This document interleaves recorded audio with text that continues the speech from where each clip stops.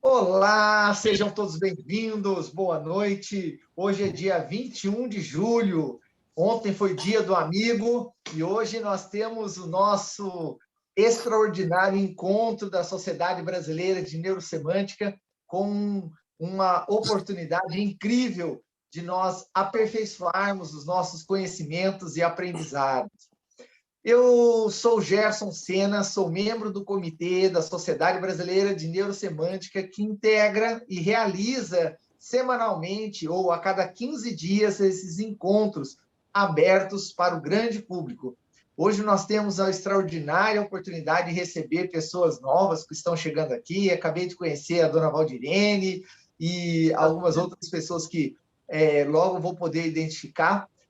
Eu sou o auxiliar da dona Alda Colombo, que é a nossa extraordinária trainer, que faz parte também do comitê. E eu quero dar as boas-vindas à dona Alda, que vai daqui a pouco apresentar a nossa querida palestrante da noite. A Sociedade Brasileira de Neurosemântica é uma organização sem fins lucrativos que foi constituída recentemente, mas já atua no Brasil desde 2012, está ligado a 3 institutos internacionais que têm a finalidade de fomentar e divulgar os estudos e conhecimentos da neurosemântica. Nós temos o privilégio de termos sido alunos do Dr. Michael Hall, que compartilhou muito desse conhecimento, inclusive algo que a nossa palestrante vai trazer para nós. Eu queria dar boas-vindas a todos vocês, que fiquem à vontade para compartilhar seus comentários nas redes sociais. Fique à vontade também para convidar qualquer outro amigo, conhecido, para estar conosco. A cada 15 dias, nós realizamos esses encontros abertos. O próximo será no final de, acho que dia 31 de julho, né? Que nós teremos dia 4 de agosto, aliás, nós teremos o próximo encontro aberto com uma palestra extraordinária para você. Alda Colombo, seja bem-vinda, uma boa noite, minha querida. Ok, uma boa noite, uma excelente noite para você, Gerson Sena, para todos esses queridos e queridas que estão com a gente e que também estarão no futuro próximo ouvindo ou novamente ouvindo esses conhecimentos que a nossa querida Eliene Santos. Porém, hoje eu quero fazer uma quebra de protocolo antes de apresentar a nossa querida Eliene. Eu quero, em nome do Comitê dos Treinadores de Neurosemântica, externar aqui o nosso carinho pela generosidade e a prontidão do Gerson Sena de ter justamente se disponibilizar para esse trabalho com muita generosidade, né? Que ele fala no jeito dele, no coração amoroso que ele faz a arrumação de cadeira. Pense em vocês, quanto tempo dedicado a essa nobre atividade colaborativa, simplesmente para colocar no ar o que todos aqui dessa comunidade têm de mais preciosos. Isso só é possível graças realmente o empenho do nosso querido amigo Gerson Sena. Então, em nome de todos os nossos colegas do Comitê de Treinadores, Gerson, receba nosso carinho, a nossa gratidão por todo esse trabalho lindo que você tem dedicado até hoje nesse apoio extraordinário. E, claro, agora eu deixo esse espaço à nossa querida Eliene Santos, que é criadora, diretora de um grande instituto que realmente está fazendo a revolução na vida, no destino, ou quase isso na vida das pessoas, né? Porque a gente sabe, hoje, inclusive, tem pessoas aqui que já testemunharam ou que já receberam das mãos, do corpo, do coração e principalmente da intenção da Eliane Santos. Então, sem mais ocupar esse espaço sagrado e valioso para nós, deixo vocês todos, né, aí com os ouvidos atentos e o coração aberto para que a gente possa receber esse valioso conhecimento da nossa querida Eliane Santos. Sinta-se aplaudida, abraçada, beijada e muito amada nesse momento. Bem-vinda, querida. Gratidão. Muito obrigada, Alda. Nossa, para mim é uma honra imensa. Vocês sabem o quanto eu sou feliz de fazer parte desse grupo, um grupo que faz tanta diferença na minha vida, que me doa muito, né? Eu recebo muito da neurosemântica. E parte do meu propósito é conseguir devolver um pouco do tanto que eu tenho recebido. Então, eu estou aqui 150% de comprometimento em mim para conseguir entregar o meu melhor nesses preciosíssimos 50 minutos que nós teremos dentro desse tema, que é um tema que me encanta. 2 temas que me encantam, relacionamento e metaprogramas, que para mim tem tudo a ver. Quem aqui nunca passou por aquela sensação de eu falo lé e ela entende cré? Parece que eu estou falando grego. Você não viu que era óbvio? São algumas das coisas, né, que nós falamos várias vezes. E quando eu falo de relacionamentos, eu estou falando de todos os tipos de relacionamentos. Relacionamentos afetivos, relacionamentos entre pais e filhos, colegas de trabalho, colegas de comunidade. Quantas vezes nós nos sentimos incompreendidos e quantas vezes nós somos aqueles que não compreendemos o que o outro quis dizer, falou ou por que ele tomou determinada decisão. E para mim, particularmente, descobrir metaprogramas foi um grande ahá. Então era isso, assim que eu ficava. Então era isso. Então eu não consegui estabelecer um vínculo com aquela pessoa porque nós tínhamos metaprogramas diferentes. Esse para mim foi um conhecimento libertador. Eu adoraria ter tempo de falar de muitos deles. Oi, Celisa, bem-vinda. A Celisa é uma terapeuta com múltiplas formações também, que está chegando aí na nossa vida. Então, vamos lá, a gente vai mergulhar aqui um pouco nesse universo. Não sei se isso vai ser um mergulho, eu acho que nós vamos colocar a ponta do nosso pezinho. E, dentre outras coisas, eu quero muito conseguir despertar nas pessoas que estarão aqui nessa noite ou que verão a gravação depois, a vontade de conhecer mais sobre os tão famosos metaprogramas. Na minha percepção, eu vou traduzir metaprograma na minha linguagem elienês aqui. Na minha linguagem elienês, metaprograma são os tijolinhos que montam a nossa programação mental e emocional. É lá atrás que está o alicerce. A gente, muitas vezes, só vê a parede pronta e não sabe como aquela parede foi composta.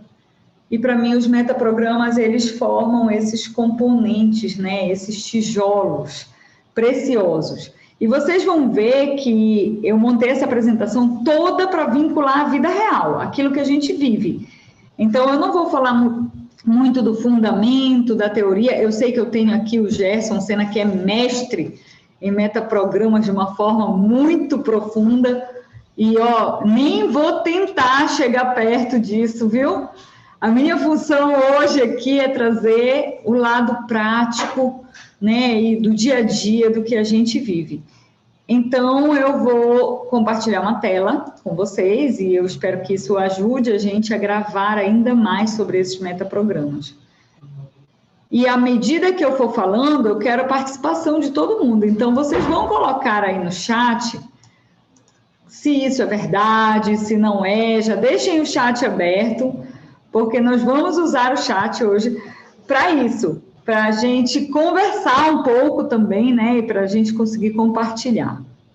O Chapter é esse encontro que é semanal para quem é metacoach, quinzenal para quem não é, né? Onde nós falamos dos fundamentos da neurosemântica. Essa tecnologia incrível de transformação humana e que nos leva, com certeza, né? Olha, quem está aqui que já conhece a neurosemântica pode atestar o quanto a neurosemântica eleva o nível do nosso atendimento, da nossa relação com as pessoas, dos nossos treinamentos, em função desse conhecimento. Toda a nossa gratidão aí ao Super Michael Hall, que trouxe a neurosemântica para o mundo tão bem desenhada, né? Um conhecimento muito bem desenhado. Então, hoje vamos falar sobre decodificar a comunicação nos relacionamentos. Vocês já tiveram vontade de ganhar um decodificador? Eu fico imaginando um aparelhinho, sabe? Que quando o casal, por exemplo, vai se comunicar, ele pudesse traduzir o que eu gostaria de dizer, na verdade é. E aí aquilo sai traduzido do outro lado. Não seria lindo? Diz aí, Alda, seria maravilhoso, não? Se nós tivéssemos um decodificador, quantos casamentos teriam se mantido, quantas brigas teriam sido evitadas, quantos rompimentos teriam sido evitados se nós conseguíssemos decodificar a comunicação. Porque às vezes a pessoa fala uma coisa e o outro realmente entende outra. E nós sabemos que aquilo que nós entendemos tem muito mais a ver conosco do que com o que o outro disse. É a forma como nós juntamos as coisas. E eu trouxe aqui uma figura que é antiga para algumas pessoas, mas que esclarece muito sobre isso. Todas as vezes, né? Eu não sei quem vai assistir esse vídeo, então eu acho que é muito importante deixar isso claro aqui. Cada vez que alguém fala algo para você, ou que você está diante de uma situação, o dia inteiro, o tempo todo, a realidade externa, que é o que está acontecendo, chega até você, nós, seres humanos, conseguimos perceber a realidade através dos nossos 5 sentidos. Visão, audição e a sinestesia, né? Que é o olfato, a gustação e o tato. E isso acontece em 2 níveis. Por exemplo, eu posso ter um visual externo, que é o que eu vejo com os meus olhos, mas eu quero fazer uma experiência aqui. Feche os olhos. Imagine que aí pela porta de onde você está entrou um elefante todo amarelinho, cheio de bolinhas cor-de-rosas e tem vários macaquinhos pulando em cima dele. Você consegue fazer isso, não consegue? Visual interno. A nossa mente fantástica consegue criar imagens. Quando ela cria imagens que realmente são congruentes com a realidade, ótimo. O problema é que muitas vezes nós criamos imagens que não têm relação com aquilo que nós estamos vendo. É uma distorção que nós estamos fazendo. E isso acontece também no sistema auditivo. Você pode escutar a minha voz agora, mas você pode lembrar de uma música que você gosta muito e, por isso, criar um outro som dentro da sua cabeça aqui, né? É aquela voz, por exemplo, que às vezes pode estar tirando o sono de alguém. Alguém aqui já perdeu o sono porque tem um rádio ligado dentro da cabeça, que não para de falar, o seu Zé fica falando a noite toda, e todos dormem, menos você, porque tem alguém conversando dentro da sua cabeça. É o auditivo interno. E isso acontece também dentro das nossas sensações. Se você tocar agora no seu braço, você vai ter uma sensação. Mas você pode ter sensações internas também, a aflição, o nervosismo, é muito sentido dessa forma, né? A paixão por alguma coisa, entusiasmo, enfim. À medida que isso vai chegando, essa informação vai chegando, ela passa por diversos filtros. Eu não vou explicar cada um deles, isso é assunto para uma outra aula. Mas hoje nós vamos falar de um deles, que é o metaprograma. Então, os metaprogramas, eles são filtros que nos ajudam a perceber a realidade. E já grava isso aí, que assim como você tem os seus, as outras pessoas também têm. E por isso que às vezes dá essa confusão na comunicação, porque os metaprogramas podem ser diferentes. E à medida que eu for falando deles, você vai entender isso melhor. Passando por todos esses filtros, chegamos num ponto muito importante, que é a nossa representação interna da realidade. Isso é como eu monto aqui dentro. Eu monto a minha, você monta a sua representação interna. Dependendo das suas memórias, das suas crenças, de tudo que você já viveu e dos seus metaprogramas. Isso gera um estado emocional que vai gerar uma resposta na nossa fisiologia. Então, de repente, se acontece alguma coisa, eu falei para vocês que eu estou na praia, né? E aí, imagina que eu estou aqui e de repente começa a chover muito forte. Dependendo das memórias que eu tenho em relação à chuva, os significados que eu dou, eu vou criar uma representação interna e um estado emocional, que vai gerar em mim uma fisiologia diferente. Eu, particularmente, amo a chuva, mas eu nunca tive grandes problemas com chuva. Eu imagino que quem já teve, talvez não ame tanto assim. E não é porque a chuva é boa ou má, é porque a forma como você representa é diferente. Tá claro isso até aqui? Eu vou pedir para todo mundo que puder deixar as câmeras ligadas para eu ver vocês, porque eu vou ficar rodando aqui esse negócio para tentar entender o que vocês estão passando aí do outro lado. Então, vamos lá. A partir da fisiologia, você tem um comportamento. Se tiverem alguma dúvida, por favor, perguntem por escrito, que eu já vou respondendo logo, tá? Olha aí, quantos metaprogramas nós temos! Oh, meu Deus! Michael Hall trouxe aí para o mundo, né, essa modelagem dos metaprogramas que nos dão aí essa gama imensa. É claro que hoje nós não vamos passar por todos eles, mas eu vou amar que vocês queiram mais e peçam mais, e o Gerson me chame de novo, porque eu consigo hoje falar de todos eles. Eu sou muito apaixonada por metaprograma e estudo muito sobre isso. Então, vamos lá. Começando agora, porque a gente tem um tempo corrido, então eu vou começar agora a falar dos tais rapazes, né? Quando você olha para essa mesa, o que você vê primeiro? Inês, fala aí para mim, o que você vê primeiro? Só vou poder perguntar para você. O que eu vi primeiro foram esses 4 copinhos aí. Esses 4 copinhos com as sementes. Você gosta desse tipo de coisa, Inês? Coisas naturais, sementes, você gosta? Sim. Sim. Ok. Deixa eu ver outra pessoa aqui, guarda aí. Alda, o que você vê primeiro? As frutas coloridas. As frutas coloridas, vocês conseguem perceber que quando a Alda fala as frutas coloridas, tem uma alegria nela, não tem? As frutas coloridas, e a Paula escreveu aqui que ela também viu as frutas.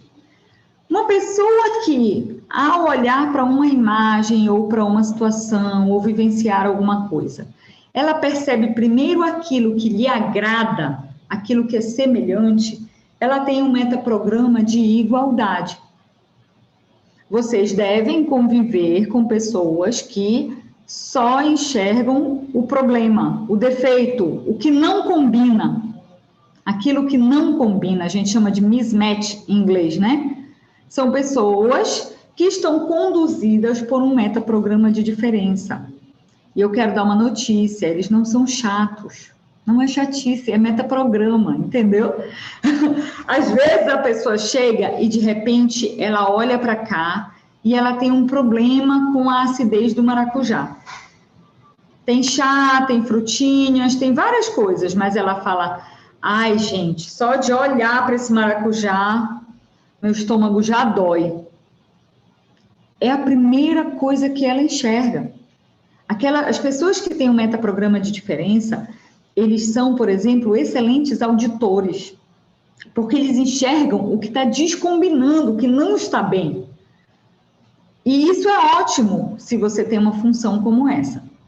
Agora, imagina uma pessoa com metaprograma de diferença, num extremo de diferença, dentro de um relacionamento. Essa pessoa vai sempre ver o que não combina com o que ela concorda ou com o que ela gosta. E aí se torna aquela pessoa extremamente crítica. Essa é a sombra do metaprograma. Todos os metaprogramas têm pontos muito positivos e também tem uma sombra. A igualdade, normalmente, quem é guiado por esse metaprograma de igualdade, eu posso falar isso de carteirinha porque eu super sou essa pessoa, tudo tá bem, eu chego nos lugares, eu já olho logo o que eu gosto, e é muito fácil agradar. É muito fácil, porque a gente procura se adaptar com aquilo que é semelhante ao que eu me afino. Onde é que está a sombra dessas pessoas? Às vezes, tem um crítico tão baixo que não consegue enxergar o problema, não consegue se posicionar quando aquilo é importante, porque prefere olhar pelo lado bonito das coisas. Então, muito cuidado, porque se você olha sempre por um metaprograma de igualdade, talvez você não perceba problemas e questões que eram para serem percebidas e você simplesmente passou. Né? Eu ouço pessoas falando, eu tenho trabalhado muito para contribuir com a vida de coaches e terapeutas que querem se firmar no mercado. E é interessante que eu vejo que aquelas pessoas que têm um metaprograma de igualdade muito grande, às vezes eles caem um pouco até para o conformismo. Mas está bom assim. Como está bom assim, não liga esse crítico para procurar o que eu posso fazer de melhor, como posso melhorar isso. Faz sentido o que eu estou falando? Se encaixou aí em alguém que você conhece? Eu desejo do fundo do meu coração que vocês não tenham que conviver com pessoas com metaprogramas de diferença muito extremado, porque normalmente é um pouco difícil. Vou até contar uma história aqui. Nós estávamos num treinamento e nós preparamos um coffee break com muita diversidade de frutas, de pães, sanduíches, e estava uma delícia. E aí uma aluna falou assim, nossa, você tem que mexer nesse seu coffee break, isso não está certo não. Eu falei, mas o que foi? Poxa, tinha muita coisa. Ela falou, eu não gosto de salada de fruta com leite condensado. Olha aí, você tem que mexer no seu coffee break inteiro, porque eu não gosto de salada de fruta com leite condensado. A pessoa, parece que ela não consegue enxergar as outras coisas. Ela olha o que descombina. Ela olha o que não está de acordo com aquilo que ela concorda, né, ou pensa. Deixa eu só ver aqui que tem alguma coisa aqui no chat. A Paula falou assim, professora, como podemos analisar as pessoas que tentam não julgar as pessoas, colocando-se no lugar delas, mas por isso têm dificuldade de se posicionar? Peraí, deixa eu ajeitar isso aqui dentro de mim para eu poder te responder. Eu tento não julgar, me coloco na segunda posição, né, no lugar delas, mas aí fico com dificuldade de me posicionar. Eu vou te dar uma dica aqui, Paula, que para mim faz muita diferença nisso. Para mim, analisar as pessoas sem julgar é possível, sob um ponto de vista que eu não estou dizendo o que eu penso sobre aquela pessoa. Eu estou julgando, estou olhando e observando os fatos. Você falou num tom de voz mais alto. Você está com uma voz rápida e acelerada. E isso aí é observar os fatos. Então, eu acho que isso é perfeitamente possível sem julgar. O julgamento acontece quando eu pressuponho algo como se isso fosse a intenção daquela pessoa, né? E eu posso, por exemplo, se você falar para mim 1, 2, 3 vezes sobre coisas que estão, por exemplo, né, nesse metaprograma Descombinando, eu posso pressupor que você tem uma tendência maior a um metaprograma de diferença. Eu posso fazer essa análise sem julgar. E se você me der permissão, eu posso até chegar com você e dizer assim, você me permite que eu lhe dê um feedback? Eu posso lhe dizer uma coisa que eu observei? Confirma para mim se é isso mesmo? Diante de tudo que você viu, você percebe primeiro aquilo que lhe incomoda? E nós podemos conversar sem julgamento. E eu posso lhe dizer, se você quiser ouvir, porque se você não quiser também eu não preciso dizer. A gente só dá o presente para quem quer receber, né? Faz sentido, Paula? Se não fizer, pode falar aí também, viu? Daqui a pouco a gente vai abrir para perguntas também, vai ficar mais claro. Vamos para um segundo metaprograma, que é a forma de reunir informações. Algumas pessoas usam o que nós chamamos de metaprograma sensor e outros usam o que nós chamamos de intuitor. Nome complicado esse, né? Então, vamos mudar esse nome aí, vou rebatizar aqui, tá? O sensor é aquele que vê e fala o que vê a partir daquilo que é real e concreto. O intuitor é aquele que intui. Ele está sério, deve estar chateado, viu? Eu estou vendo aqui, o Gerson está com essa mão na barba, deve estar muito chateado. É uma intuição. São pessoas que agem a maior parte do tempo pela sua intuição. Você está vendo aqui a mocinha pegando o celular? Que provavelmente eu posso intuir que não é o dela, pelo rosto dela, mas pode ser que seja também, né? Só para a gente brincar. E o pobre inocente está dormindo. E se ela vê alguma coisa, ela pode, de repente, intuir, ou, como nós falamos na programação neurolinguística, alucinar uma série de coisas. As pessoas que usam mais esse programa do intuitor são aqueles que são mais guiados pelas sensações, enquanto que o sensor, ele é mais guiado pela observação. Ele observa o que está acontecendo. Olha o rosto de observador do Gerson. Um puro observador, com essa mão na barba charmosa. Então, isso pode acontecer. Deixa eu só ver aqui que a Paula escreveu. No finalzinho da aula, pode nos indicar livros sobre o assunto? Sim, posso e não posso, porque tem pouquíssima literatura publicada, mas eu vou te dar algumas dicas sim, com certeza.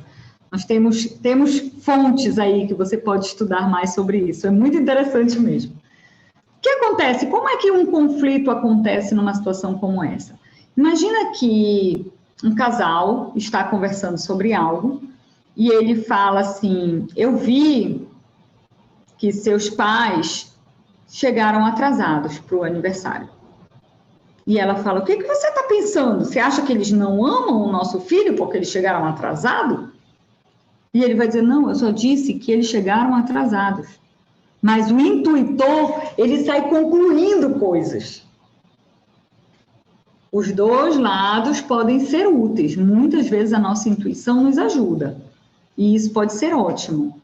O problema sempre está nos extremos. Vou falar uma coisa aqui que é muito parecida com a Inês, que vocês estão vendo aí. Deve existir um caminho do meio, um caminho de equilíbrio, né, Inês? Deve existir, nem tão um e nem tão outro. Onde é que está a sombra do sensor? É aquela pessoa que ele observa, é como se ele sentisse pouco, ele pode se tornar meio frio, ele só fala do que ele observa.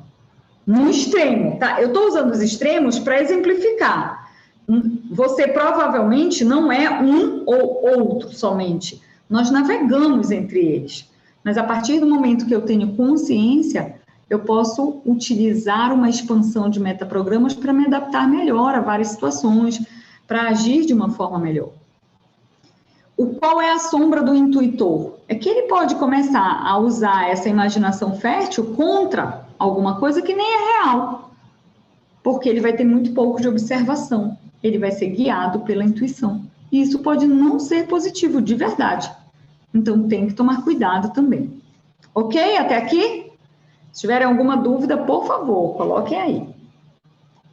É claro que o significado que nós damos para cada coisa, ela dirige muito do que acontece dentro da gente, né? Por isso que eu coloquei aqui os fatos ou os seus significados. Para onde você olha primeiro? E as pessoas que você convive? Pensa alguém que você convive muito. Essa pessoa olha mais para os fatos ou para os significados que ela atribui àquilo que aconteceu? Não é?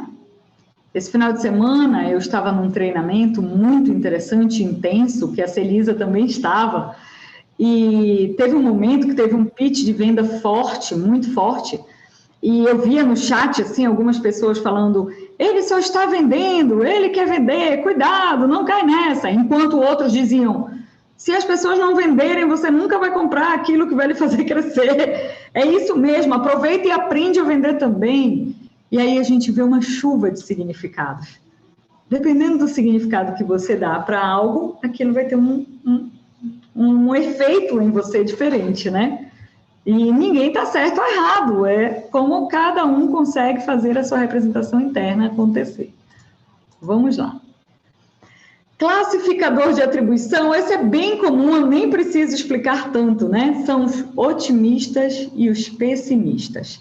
Otimistas São aquelas pessoas que procuram sempre ver o lado brilhante da vida, o que é que pode dar certo.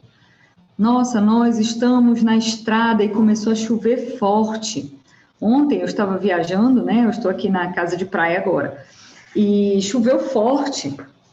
E aí uma pessoa que estava dentro do carro falou assim, nossa, não era para chover, por que choveu agora? Eu falei, a gente só está na chuva porque nós temos um carro para ir para outro lugar e estamos indo à praia. Se nós não estivéssemos indo à praia, nós não estaríamos na chuva. É a visão otimista, né? Eu tenho essa mania de ser otimista. Onde é que está a sombra do otimista? Porque o otimista parece que ele é o super legal, né? Mais uma vez, os super otimistas, eles podem se perder da realidade. O crítico é muito baixo. E aí podem criar realidade, podem criar uma representação interna de super motivação para alguma coisa que talvez nem vá dar certo. Mas como ele acredita demais, os sonhadores, vocês conhecem pessoas aí? Levanta a mão aí para mim. Quem tem aí um amigo sonhador, que às vezes sonha alto demais e não vai alcançar, mas ele não consegue perceber? Porque ele precisa baixar um pouco esse olhar e começar a olhar o que eu posso fazer para melhorar, o que pode dar errado. Os super otimistas talvez não se previnam tão bem, porque eles acreditam tanto que vai dar certo, que às vezes não se previne sobre aquilo que pode não funcionar. No outro extremo, temos os super pessimistas, que estão sempre olhando o lado negro da situação, lado negro não, que nem pode mais falar assim, né? Mas estão olhando a sombra, estão olhando o que pode não funcionar. E aí é muito difícil, até para você motivar, né? Como é que você motiva alguém muito pessimista, que por mais que você entregue muitas razões para aquela pessoa continuar, para ficar feliz, para se engajar, ele não consegue ver? E eu peço misericórdia para os super pessimistas, eles não têm culpa. É um metaprograma, ajude essa pessoa a entender. Está faltando um S aqui. Quem é o metaprograma de diferença que percebeu que está faltando um S aqui no meu pessimista? Alguém percebeu? Metaprograma de diferença. Eu percebi que está faltando aqui. Para você ver, né? Você passa um texto para uma correção ortográfica, se você for passar para alguém, por favor, procure alguém com metaprograma de diferença, porque essa pessoa vai enxergar o erro. Se você procurar por alguém que tem um metaprograma mais de igualdade, talvez essa pessoa não veja. Estou vendo que vocês aqui, a maioria, são igualdade, né? Porque ninguém está dizendo aqui que viu. Eu vi, viu, Liane? E aí eu posso dizer que eu fui treinada para ser mismatch, para encontrar ele. Nada, muito bem.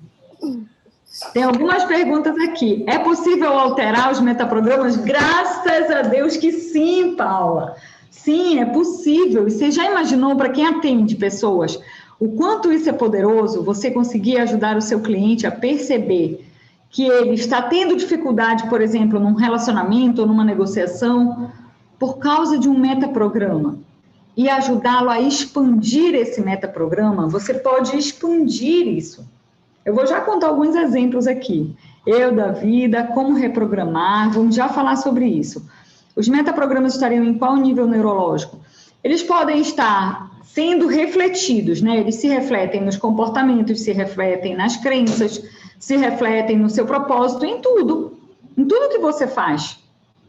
Porque é como se eles estão por trás de toda a sua programação.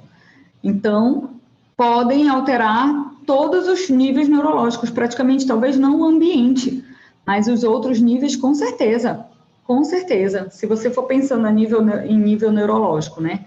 Outro tema que eu amo, meu Deus, são os níveis neurológicos.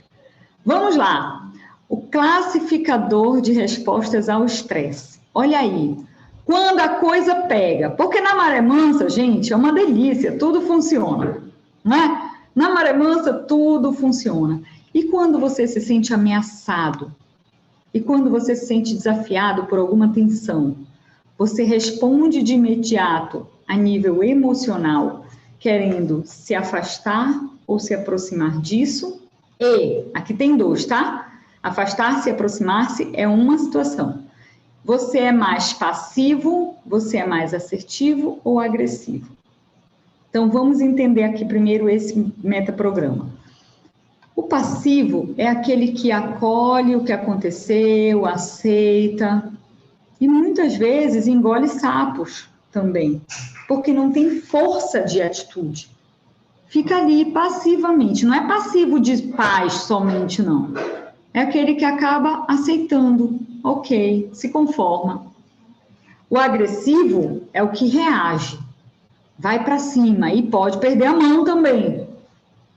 E o assertivo é aquela pessoa do meio, é aquele que consegue perceber a situação, ele percebe a situação e ele toma uma atitude com sabedoria que vai levar para o resultado que ele quer.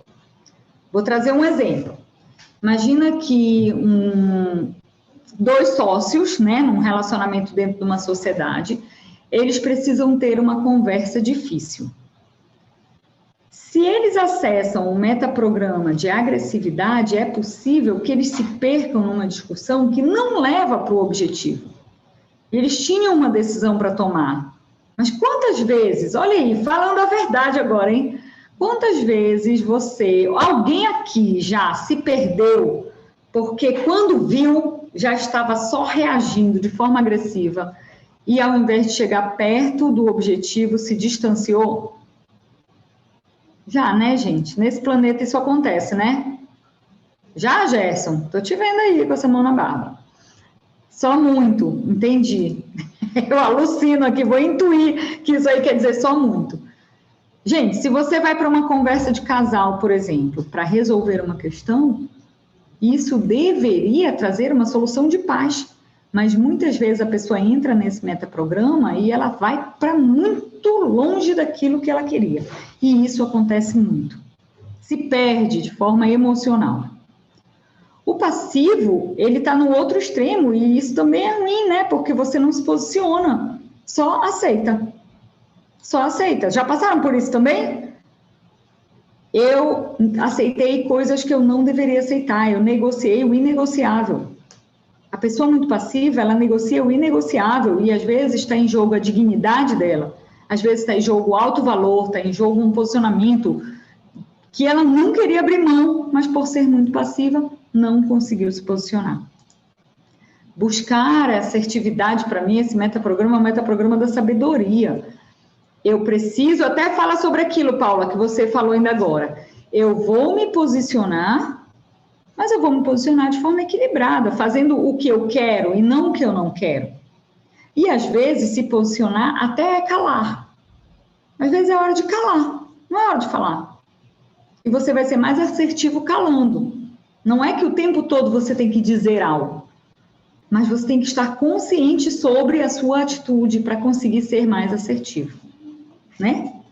E, às vezes, você vai tentar se aproximar de uma situação e o que você faz é se afastar dela, não é? Eu queria conversar com você para resolver a questão e nós acabamos nos ferindo. E eu acabei falando o que eu não queria e feri. E aí, coloquei tudo a perder. Isso acontece de uma forma absurdamente frequente nas relações, não é não? Aqui dentro tem um outro metaprograma escondido, que é o mais comum, por isso que eu nem trouxe ele aqui sozinho, que muita gente fala disso. Quando você vai escolher alguma coisa, você vai em busca do que lhe faz bem, do que lhe dá prazer, ou você se afasta da dor. Até quando se fala de marketing, de vendas, se fala muito sobre isso, né? Onde você está? Eu gosto muito de pensar assim, se você for comprar um carro zero, se você tomasse essa decisão, eu não sei aqui quem opta por comprar carro usado ou carro zero, por que você compra? E aí, quando alguém me diz assim, porque eu amo aquele cheirinho de novo, eu amo a sensação de estar dentro de um carro novo, que ninguém usou, isso aí é aproximar-se. Você faz pelo que te dá prazer. E outra pessoa pode dizer assim, eu compraria um carro zero para não ter problemas, para não precisar de oficina, para não ter que ficar preocupado se tem algum problema no carro, não. Você está se afastando do problema. Isso é um outro metaprograma. Aí fora, no mundo, as pessoas não falam muito desse nome metaprograma, mas é daí que vem esse jogo, né? Porque eu vejo muitos treinamentos de negociação, de venda, falando muito sobre isso. O nome disso daí é metaprograma. E aí, cadê? Existe uma sombra do metaprograma assertivo? O assertivo, Pedro, ele é o caminho do meio. Eu não vejo uma sombra. Gerson, tem uma sombra do assertivo? Você vê? Porque o assertivo é justamente quando você consegue equilibrar os outros dois. Mas talvez tenha, e eu agora não consigo lembrar de nada que me leve para essa sombra. Porque ele é aquele que consegue jogar o jogo, né? Vamos lá então, né? O Ronan falou aqui, palestra top, manda mais. Então vamos lá, mandando mais. Estilo de referência. Gente, eu amo esse metaprograma. Esse metaprograma muda vidas, viu? Externa ou interna. Então eu vou ficar um pouquinho mais de tempo nele. Onde você coloca a maior parte da sua atenção. Digamos que você vai dar uma palestra. Quando essa palestra acaba, você considera aquilo que você pensa sobre essa palestra ou você está preocupado com o que as pessoas vão pensar ou falar? Quando você se veste, quando você compra algo, quando você escolhe onde morar, para onde viajar, que foto postar no Instagram, você é mais guiado pela sua referência interna ou pela referência externa? As pessoas guiadas pela referência interna, em geral, são pessoas de um posicionamento firme, são pessoas mais decididas, eles sabem por que estão escolhendo aquilo e fazem as coisas e seguram a própria decisão. E isso é ótimo. Onde é que está a sombra? Se a pessoa é um extremo referência interna, talvez ele não considere o que o outro pensa. Sabe aquele pai que vamos viajar e todo mundo quer ir à praia? Ele fala, mas eu não gosto de praia, eu quero ir para a montanha. Vamos para a montanha, porque o poder é meu, né? Vamos à montanha. Aí, de repente, um casal. Ela gosta de filmes românticos e ele gosta de filmes de ação. E se ela é muito referência interna, eu ia acusar os homens, mas eu não vou fazer isso. Se ela é muito referência interna, ela vai dizer, eu não vejo filme de ação de forma nenhuma. Porque você não quer ver o que eu quero ver, eu só vou assistir se for o que eu gosto. É o extremo referência interna, fica muito impositivo, porque ele não consegue fazer essa segunda posição. Às vezes, são pessoas que ficam até muito cruéis, porque só conseguem enxergar o mundo a partir do próprio sistema, a partir do próprio olhar. Estão muito na primeira posição, dificílimo de se relacionar às vezes.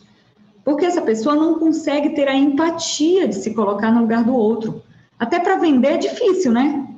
Imagina que eu amo lenços. Amo lenços, de lenço no cabelo, no pescoço, amo lenços.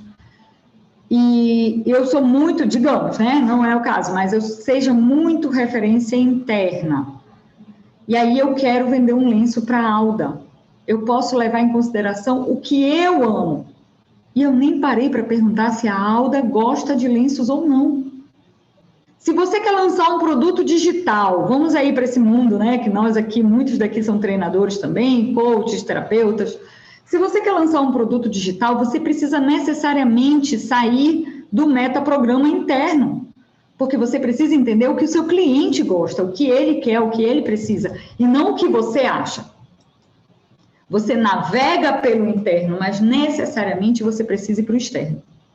Faz sentido o que eu estou falando? E aí fica essa sombra. E quem é muito metaprograma externo? Aquela pessoa que sempre pergunta a opinião do outro, que considera, que realmente leva a sério o que o outro pensa. Que maravilha isso, né? Mas se ele é extremo referência externa, ele pode estar dependente do que o outro fala, ele pode se sentir, por exemplo, muito afetado pelo que as outras pessoas disseram, e isso é terrível, é uma fragilidade também.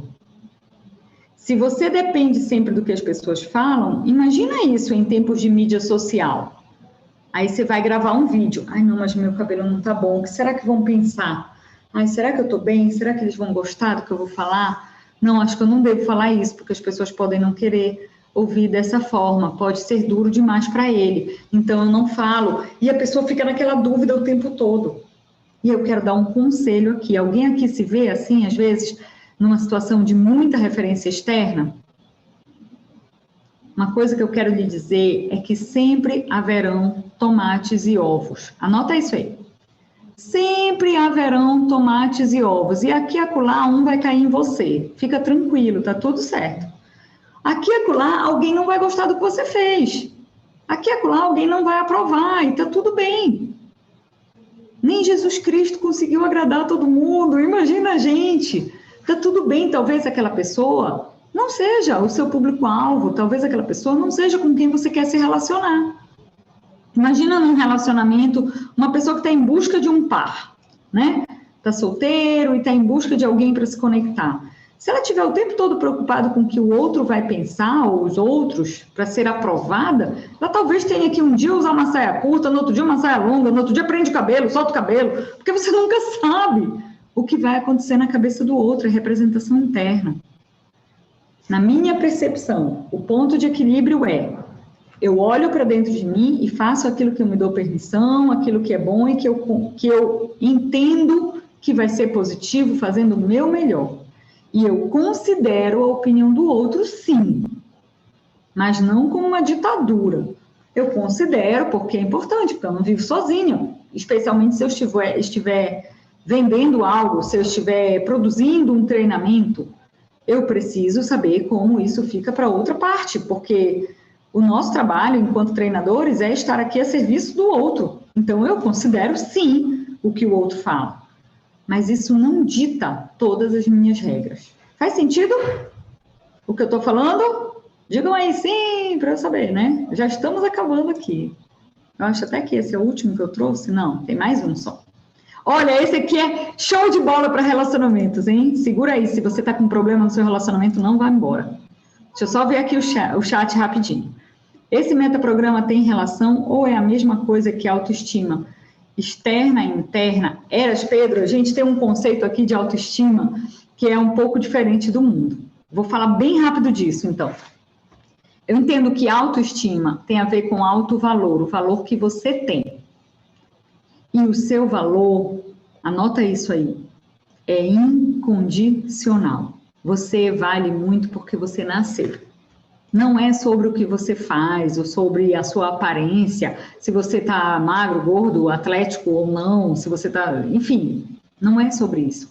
Autoestima é o seu valor como pessoa. Em alguns outros conceitos, autoestima tem a ver com se sentir bem, né? Comigo mesma, me sentir bem. Não é bem isso, não. É muito mais sobre a sua tomada de decisão, a sua opinião sobre a sua competência.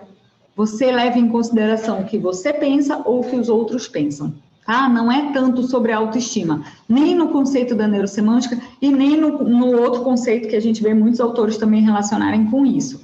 E não quer dizer que está errado, é só um outro significado para essa mesma palavra. Muito interessante, Pedro, estava pensando sobre isso. Então, autoestima é o resultado do metaprograma? Sim, professora. É isso que a gente está respondendo, não necessariamente. Agora, vamos lá. Eu posso... Olha só, vai ficar mais fácil assim. Imagina que eu tenho uma autoestima no sentido de autoimagem e valorização que eu tenho por mim muito alta. E eu tenho um metaprograma interno. Tá?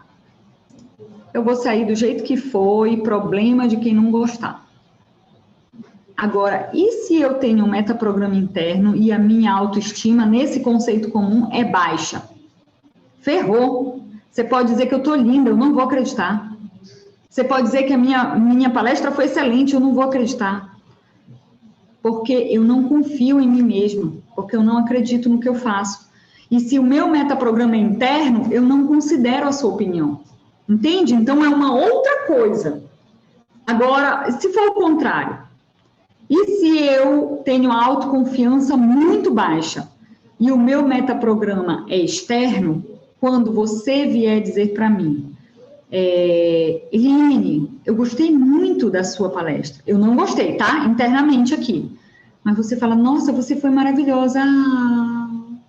Meu sorriso se abre, porque eu vou considerar o que você falou. Eu vou considerar, mas, nossa, foi. Ai, eu nem tinha gostado. E você vai dizer, não, foi maravilhoso. Eu vou dizer, ai, que bom, fico tão feliz. E eu até esqueço o meu crítico, esqueço o que deu errado, porque você disse, então porque o meu metaprograma é externo.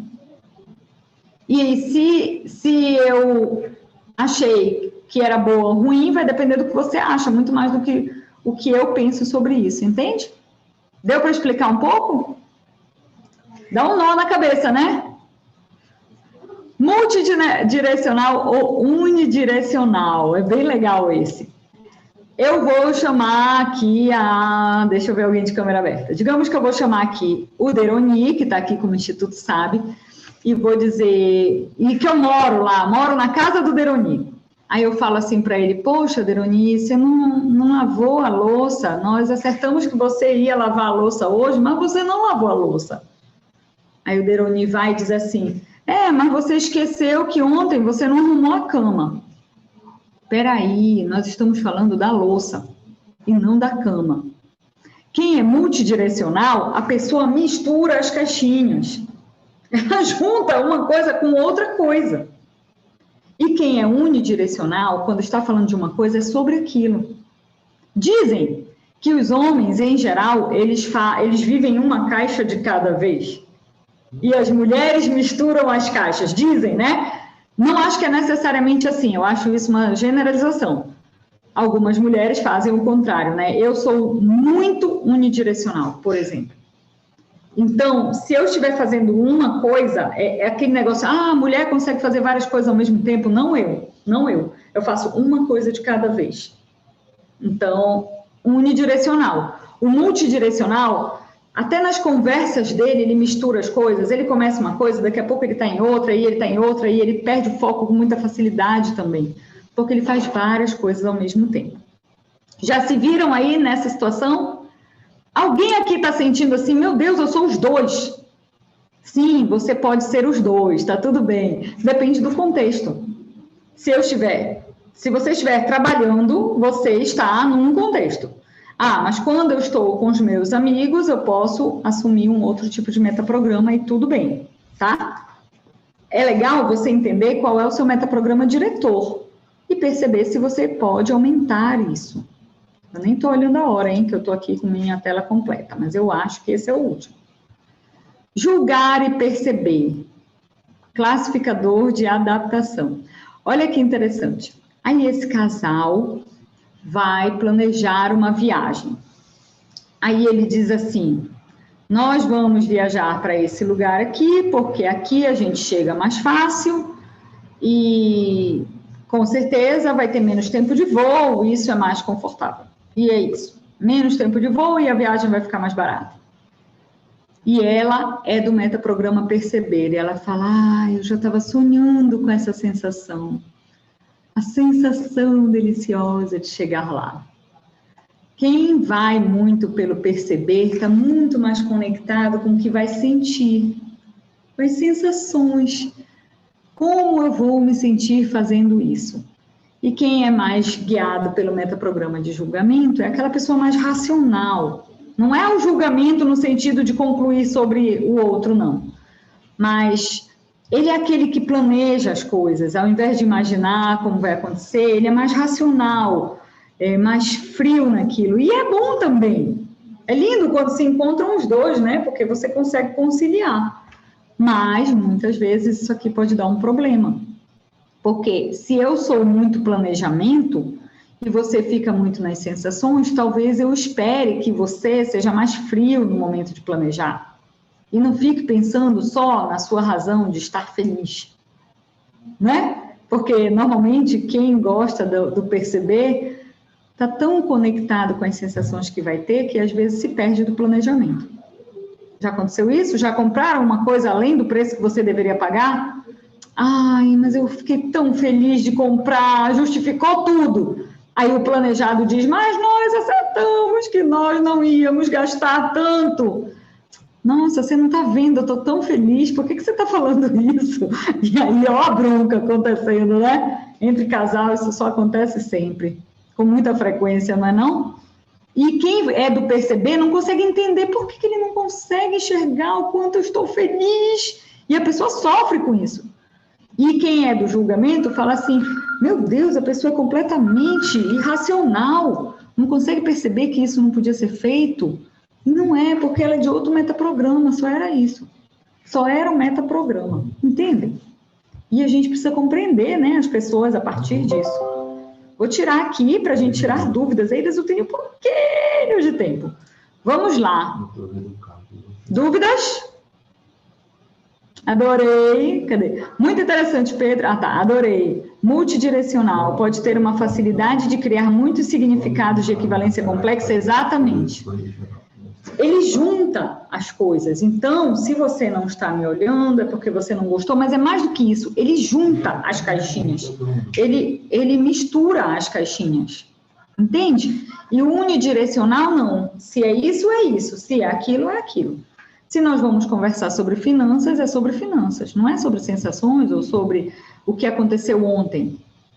E se você quer conversar sobre esse outro assunto, depois a gente fala sobre isso. Entende? Eu não estou falando da louça. Agora nós estamos falando sobre o carro que quebrou. Por que você está falando da louça agora, que não tem nada a ver uma coisa com a outra? Eu tenho um amigo que ele fala assim, rapaz, olha, ouçam aí, hein? Coloquem humor no que eu vou falar, coloquem humor. E ele fala assim, rapaz, se eu tivesse matado alguém, ao invés de trair a minha mulher, teria sido mais fácil, porque eu já estava solto. Faz 20 anos que eu ouço bronca dela por causa disso. Porque qualquer coisa que eu faça de errado, ela junta aquela traição. Entende? Multidirecional. Juntou. Ele falou, era melhor ter matado alguém, que eu ficava 7 anos preso, já estava solto. Agora eu estou pagando a pena até hoje. É porque, às vezes, a pessoa mistura tudo, não é? Dentro de um relacionamento, por exemplo, no momento que você tem que perdoar. Gente, ninguém é perfeito. E você só perdoa o que foi errado, né? O que deu certo, você não precisa perdoar. Não sei se vocês já conviveram com isso. Você fala de perdão para alguém e a pessoa fala, mas ele errou. Sim, claro, por isso que estamos falando de perdão. Porque se fosse certo, não precisava de perdão. Perdão é porque errou mesmo. Tá tudo certo, né? É porque errou. E aí, essa pessoa diz, não, eu já perdoei. Mas na hora que ele faz qualquer coisa errada, adivinha? Vem tudo junto e misturado. E misturam os assuntos novamente. E isso, muitas vezes, vira um problema. Como mudar metaprogramas? Eu vou dar uma dica aqui, né? A gente precisaria de muito mais tempo para falar sobre essas mudanças. Mas o primeiro ponto, sem dúvida, é a tomada de consciência. É você estar consciente. Para estar consciente, você vai precisar conhecer mais desses metaprogramas, claro. Nossa, por que eu estou sempre percebendo a diferença? Vou dar um exemplo clássico aqui de relacionamento. Alguém aqui já finalizou um relacionamento? Separou, terminou um namoro? Já, né? Namoro, todo mundo aqui, eu acho, né? Já tem idade para ter feito isso alguma vez na vida. Quando você não queria mais namorar aquela pessoa ou estar casado com aquela pessoa, provavelmente, qualquer coisa que aquela pessoa fizesse, você ia achar um defeito. Não é comum isso? Para vocês que atendem pessoas, né? Nós aqui que atendemos, eu acho que praticamente todo mundo aqui atende pessoas. Quantas vezes a pessoa está na sua frente e fala sobre isso? Nossa, eu não aguento mais, eu não tolero mais, não consigo mais aguentar.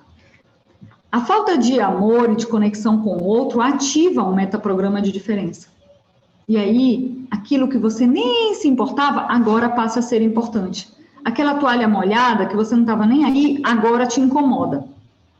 Outro dia uma cliente minha falou assim, eu não aguento ouvir o barulho que ele faz quando ele vai comer. E eu falei, qual é o barulho? É quando o talher bate no prato, que horror. Eu falei, não, gente, se a pessoa está incomodada com um talher que bate no prato, é começo do fim, né? Já é quase... Eu falei, meu Deus, eu nunca percebi se as pessoas batem ou não. Eu fiquei pensando, né? Eu nunca percebi se alguém bate ou não o talher no prato. Mas a relação já está tão desgastada que o metaprograma de diferença está super ativado.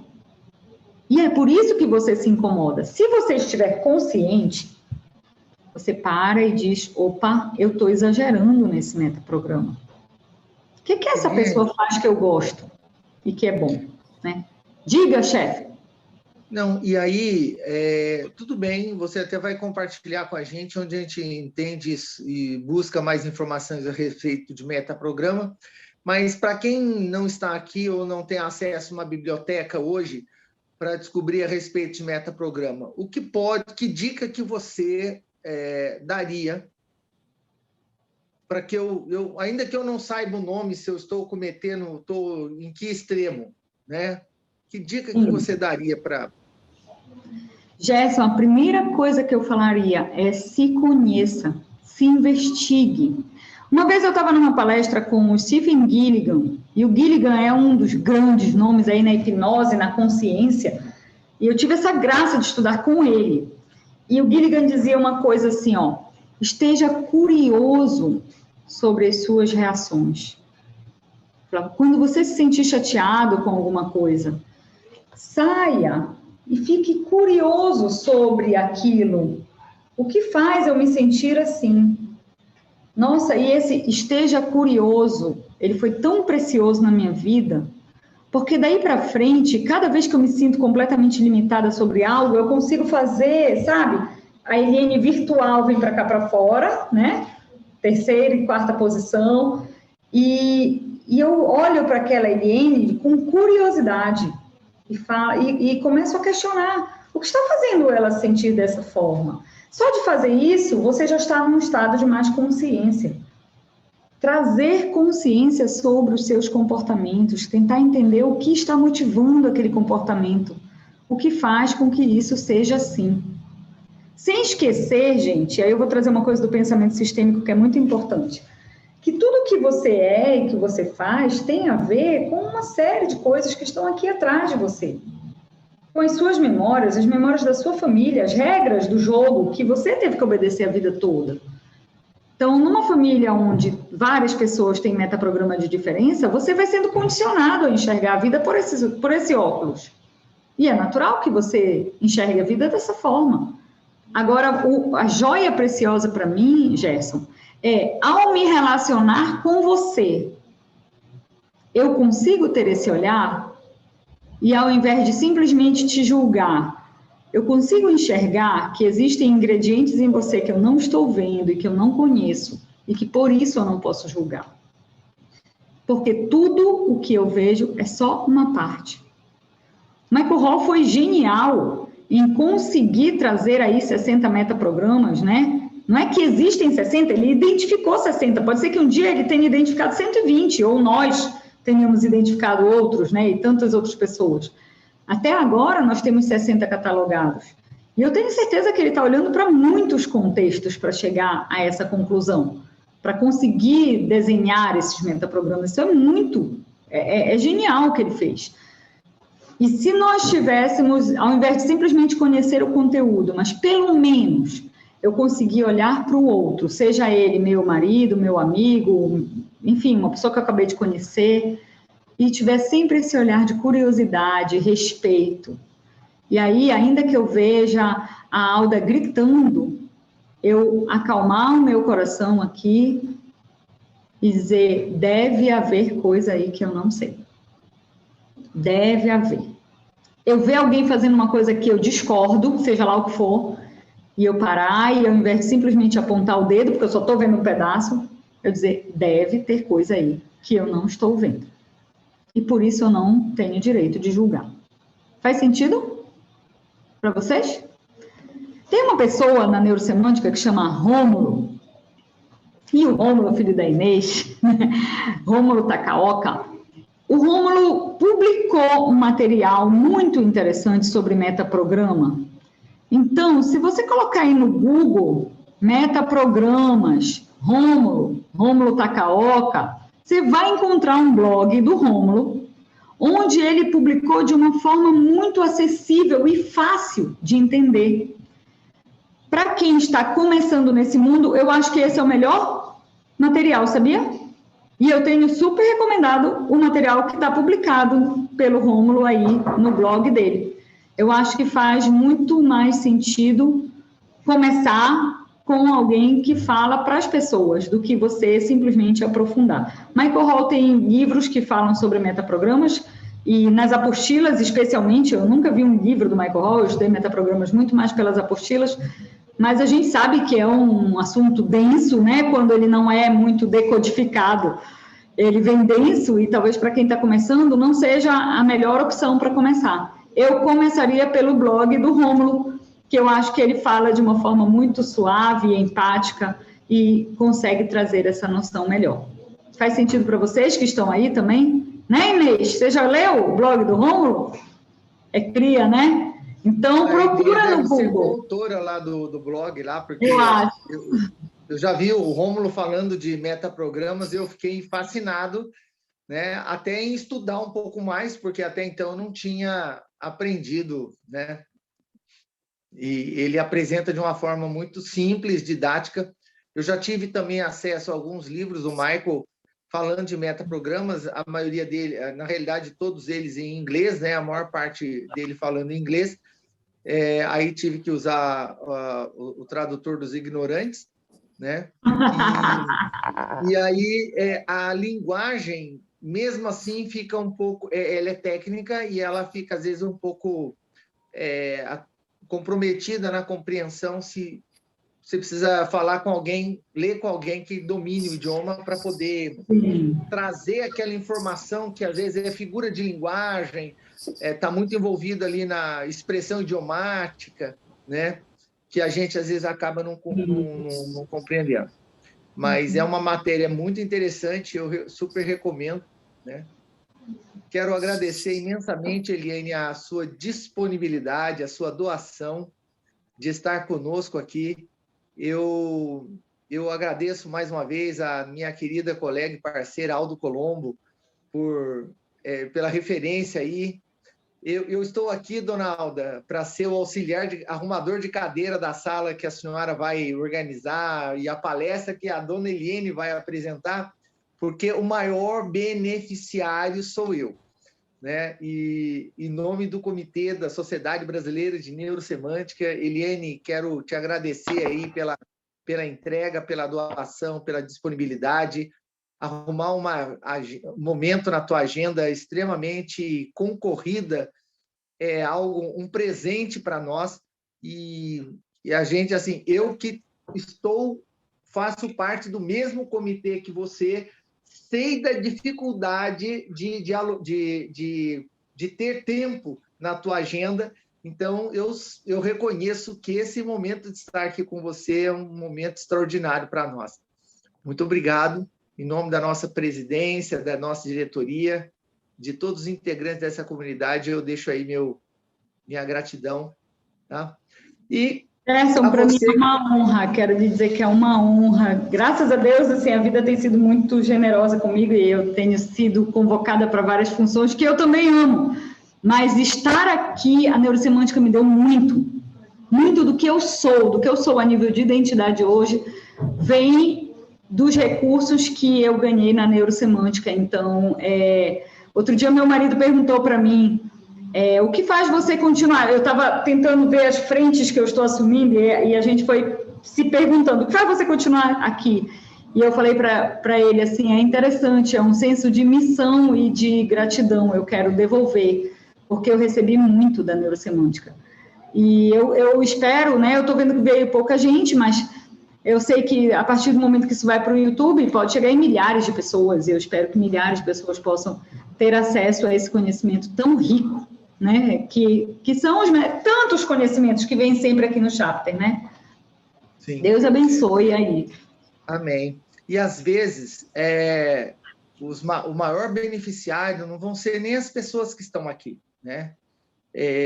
Às vezes uma única pessoa que vai assistir essa palestra no YouTube daqui a algum tempo, e talvez para você que eu esteja falando, que talvez essa palestra foi preparada para que você pudesse desfrutar disso.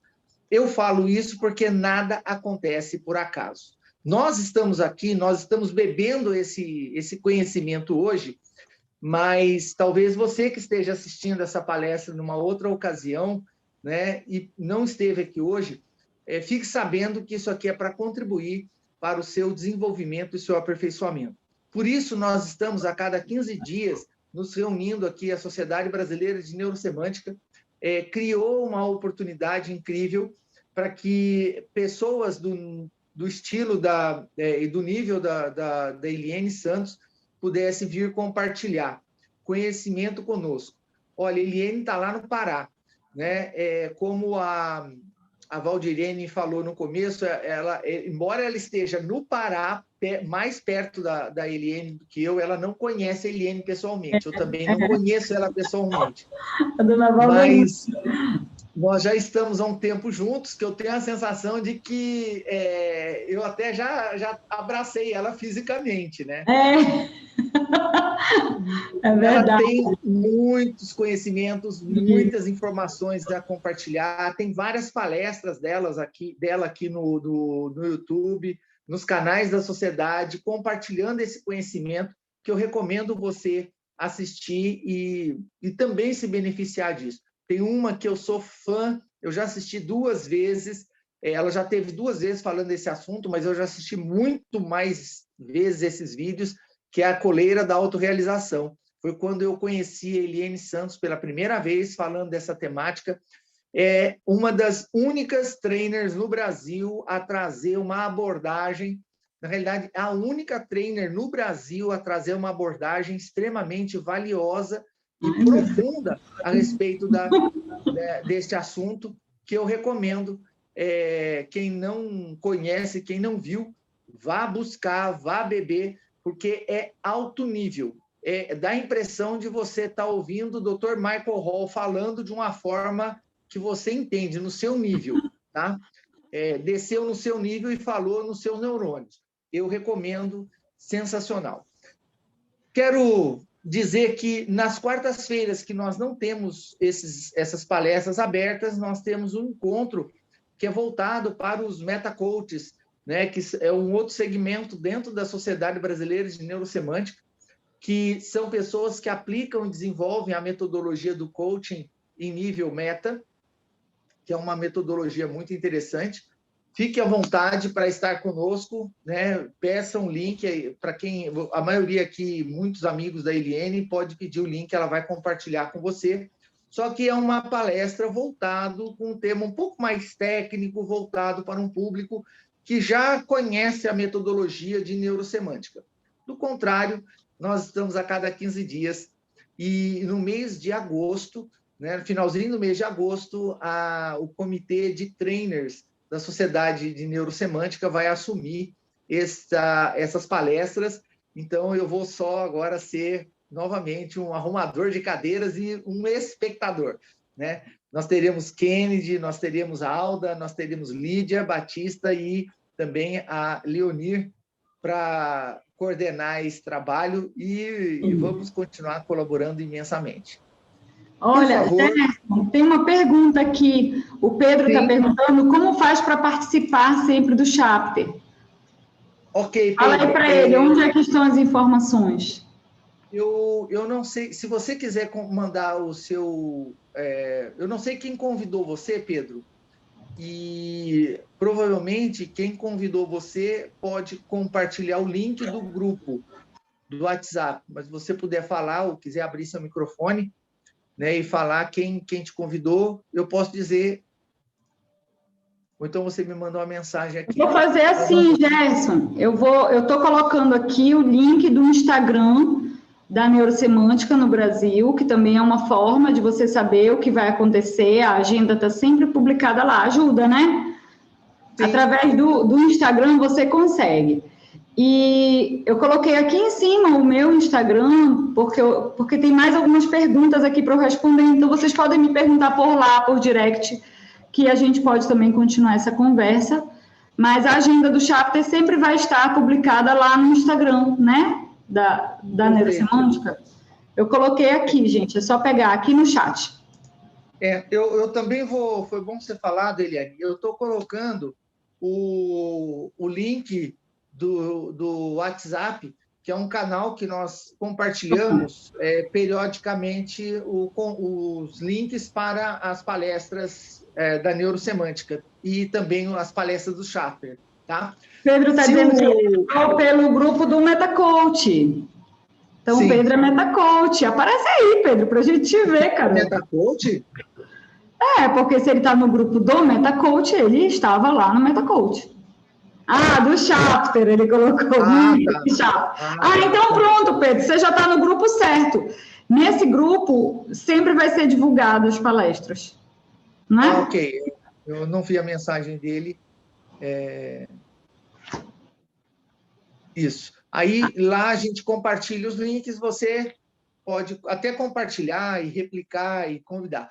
Porém, é uma temática um pouco... Às vezes tem um tom um pouco mais técnico, ou a gente não fica detalhando muito, porque parece que todo mundo já conhece bastante o assunto, mas se tiver dúvida, já levanta a mãozinha, já pergunta o que é aquilo, não espera a pessoa terminar a frase, não, porque senão a gente viaja e azeda a sua maionese, né? Mas fique à vontade de estar conosco, será muito bem-vindo, né? E, inclusive, quem é aluno da Eliane também, que eu quero agradecer muitos dos alunos da Eliane que estão aqui conosco, quer dizer que vocês estão de parabéns, vocês escolheram uma excelente trainer. Ela é fera. É uma meta-coach que é com uma trainer, né, com neurosemântica, que é convidada para palestrar no Encontro Nacional e Internacional de Programação Neurolinguística. Então, é uma alta referência aqui para nós. A gente tem acesso à alta cúpula, né? A Alda Colombo, outra referência, já promoveu diversos cursos aqui no Brasil, inclusive lá em Curitiba, que ela também é uma personalidade. E a Inês, assim, então, nem se fale, Inês Yoneyama, internacionalmente famosa, né? Fala aí. Não, a Inês nem se fala, porque a Inês só viaja para fazer curso fora do país, né? Estados Unidos, Tailândia, né? Egito não foi ainda, né, Inês? Mas logo está indo. Não, Egito não tenho plano de ir, não por enquanto, não. Ai, vocês são demais, viu, gente? A especialidade do Gerson é o reconhecimento, é por isso que a gente está por ele. Que ele é muito bom em validar, Gerson. Você devia dar um treinamento sobre isso, de verdade. Validação. A gente sai de qualquer encontro com o Gerson, um telefonema, você sai feliz. Você sai feliz. E esse ano que ele está de Papai Noel, parece que ele está ainda mais generoso. É que eu tenho um colo amigo à sua disposição. O colo está à disposição aqui. Gerson, para que endereço a gente manda as cartinhas de presente de Natal? Olha, a cartinha não sei, mas a conta eu estou depositando, estou abrindo o número da minha conta, você pode depositar lá, que aí eu faço a compra, viu?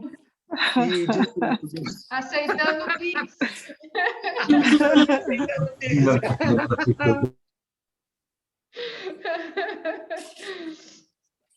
Bom, Rosa Amélia, Paula Craveiro, Odete Lili, Pedro Dalmonte, Daud, né? Quero dar a vocês, Doroni, sabe? Doroni é o nosso um grande participante, um trainer também da neurosemântica, né? E Inês também é trainer, mas ela aplica mais metacoach. Andréa Lourdes, prazer conhecê-la, Andréa. Você é do Pará também? Você dá alta cúpula? Altamira. Alto Clero. De Altamira. Ela é guardiã da Escola de Potencialidades. É uma pessoa intensa, numa pessoa que todo mundo tinha que conhecer, é a Andréa. De verdade. Uma das pessoas de maior coração que eu conheço na minha vida, assim, ela é um espírito iluminado, ela está emprestada aqui com a gente, né, Andréa? Assim, ela acha que não, mas com certeza é. Sorte a nossa. Por você ter facilitado, porque nós não conheceríamos essas pessoas se não fosse por intermédio de você. E aí, vocês que fazem parte, têm acesso à Sala da Rainha, à alta cúpula dos fiéis, eu estou montando o fã-clube de Eliane Santos, candidato a presidente do fã-clube. E, por favor, entre em contato comigo aí, que eu preciso de mais uns 50, 70 auxiliares, porque é muita gente para administrar, não estou dando conta, não. Eu te amo, Gerson Sena. A gente precisa que essa pandemia acabe para eu ir te ver. Isso sim. Maravilha. E olha, eu amo você do lado do meu marido, hein, para você ver, olha só, ele está aqui do lado e eu posso falar. Isso, não, de verdade, gente, aqui, Você quer parar de gravar? Não, grava aí essa declaração de amor. É lindo você participar de grupos em que você pode, de fato, declarar o amor, não é? Declarar o quanto você tem estima por aquelas pessoas e fazer isso livremente, de coração puro. Eu acho que isso está faltando no mundo lá fora e, graças a Deus, a gente está aqui. Me sinto muito abençoada, de verdade, de fazer parte desses círculos de pessoas. A Andréa, que está com a gente o tempo todo, nossa, é um derramamento de amor que a gente tem um pelo outro aqui, os guardiões, com muita tranquilidade de falar. E é engraçado, porque aí você não vê no meio da gente essas discussões com discursos de ódio, de raiva, de irritação, que eu acho que o país está contaminado com isso, né? Porque a gente está muito mais preocupado em olhar para o que vale, para o que é bom, para o que é engrandecedor, edificador. E de verdade, eu me sinto muito abençoada. Nós não somos uma igreja, mas a gente quase age como uma, né? Quase isso. Pastor Gerson. O extraordinário é que nós fazemos parte de uma comunidade, porque não parece, mas tanto a Eliene quanto a Alda, né, elas são referências em institutos. A Inês, ela tem um nível de conhecimento muito grande, mas está chegando agora na neurosemântica, né? Ela já fez vários cursos até fora do país com a neurosemântica. Mas a Eliene e a Alda são uma referência. E eu e a Inês, né, que somos assim, estamos chegando recentemente, temos acesso a essas pessoas com uma facilidade, com uma simplicidade. E por conta desse trabalho colaborativo, eu nunca fui tratado como alguém menos, né? Com alguém com... Olha! De jeito nenhum! Exatamente. Mas, assim, por isso eu me disponho. Eu sei que a minha categoria não... ela está qualificada para ser um excelente arrumador de cadeira na sala. E se eu puder fazer isso, eu já sou privilegiado, né? E eu me trato com muita parceria. Então, aqui nós prezamos pela colaboratividade, pela disponibilidade. Não importa o seu pedigree, né? Então, é uma comunidade inclusiva, de valorização, e não importa se você acabou de chegar, se você está vindo aqui nessa palestra pela primeira vez, mas se você decidir estar conosco, nós vamos tratar você com todo respeito, e se você estiver disposto a colaborar, nós vamos tratar você com mais respeito ainda, porque é a quem nós vamos servir. E seria um prazer extraordinário. Por isso, fique muito à vontade de estar conosco, né? Muito obrigado mais uma vez a todos vocês. E olha, Gerson, nós temos aqui o Deroni, que sempre está com a gente. O Deroni também tem um instituto, o Deroni sabe já de muito tempo. É muito legal você ter pessoas que... pelo engajamento, sabe? Não é muito uma coisa comum, é porque a gente realmente acredita nisso que a gente faz, né? Sim. Sabe que eu tenho desenvolvido um trabalho agora, eu quero ajudar coaches e terapeutas a se firmarem no mercado, porque eu acho que isso ainda é uma dor muito grande no nosso meio. As pessoas investem muito em treinamentos, hoje eu conversei com a Andréa sobre isso, investem muito em treinamento, na esperança de se firmar, graças a Deus eu consegui, a Alda conseguiu, o Deroni... Né? A Inês, a pandemia veio e deu uma rasteira na Inês aí com várias questões, mas ela vai voltar com força total.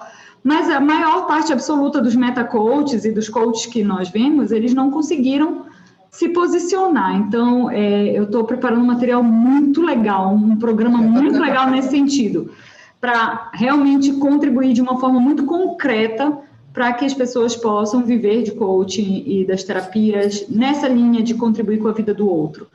E aí depois eu um mini spoiler. Eu já deixo o convite registrado, Eliene, para que você, assim que a coisa estiver prontinha, você puder participar e compartilhar aqui com a gente, por favor. Com certeza. Né? Isso é de grande valia. Né? Eu e Inês estamos sempre batendo um papo. Nosso objetivo é começar um programa, uma série de ações que a gente tem feito justamente para implementar essa atuação. A Inês tem um instituto com o filho dela, com uma das referências muito grande aqui no Brasil, né? E com uma acessibilidade e com muito conhecimento, que estiver guardado, não escondido, não Exatamente. fica Às vazio para vezes ninguém. a gente mergulha tanto no nível de propósito, e o propósito é tão grande, e você se doa tanto, que esquece de dar sustentabilidade. Mas para que isso seja sustentável e você possa investir na sua própria carreira e você possa continuar, você precisa olhar também para essa questão da sustentabilidade que vem através do retorno financeiro, que vem através de um serviço de excelência, de você realmente ser excelente naquilo que você faz. De uma forma profissional, realmente, né? Porque senão você acaba saindo. Quantos meta-coaches e coaches estão perdidos por aí e poderiam estar contribuindo muito mais e às vezes até largam porque não conseguiram criar uma carreira sólida, né? Então, é nesse sentido. Bom, gente, eu quero desejar a todos uma noite abençoada, né? Amém. Que vocês sejam felizes e até dia 4 de agosto nós estaremos de volta com mais uma palestra aberta, um evento extraordinário, tá bom? Uma noite abençoada e muito obrigado pela Eu sua já me participação. coloco aqui à disposição. Nós temos 60 metaprogramas, viu? Ainda tem muita coisa aí para falar. Pode me usar. Beijo para vocês. Gratidão, gratidão, sucesso. Gratidão.